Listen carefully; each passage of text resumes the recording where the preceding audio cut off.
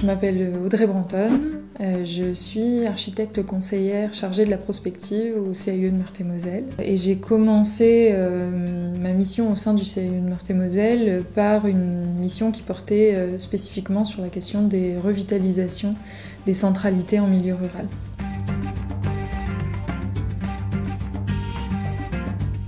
Il peut se faire à plusieurs niveaux. Et il peut avoir plusieurs objectifs. Dans le cadre d'une démarche de revitalisation, généralement, il y a ce qu'on appelle une étude stratégique qui est mise en œuvre au démarrage du projet. Elle peut mobiliser des techniques de concertation et donc, de fait, mobiliser de manière assez large l'ensemble des acteurs qui peuvent être associés à la démarche. En allant au-delà du diagnostic, faisant travailler les habitants aussi sur les préconisations, donc sur le fond du projet.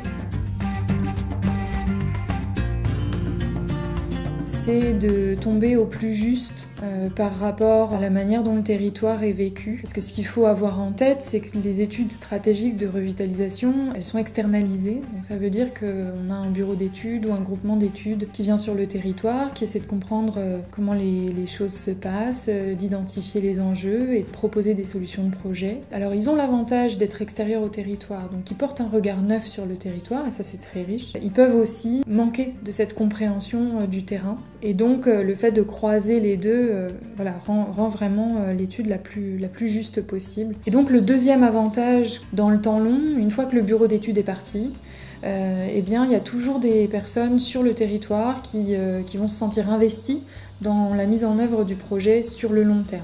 Et on sait que ce sont des stratégies de revitalisation qui prennent 15 à 20 ans à se mettre en œuvre. Ça permet aussi de dépasser l'échelle du mandat.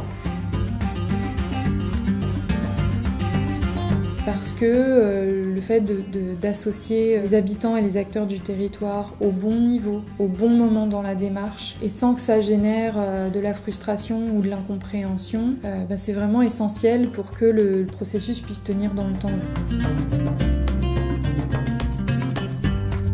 Je pense qu'il faut être aussi assez raisonnable et réaliste sur ce qu'on peut attendre d'une démarche de concertation.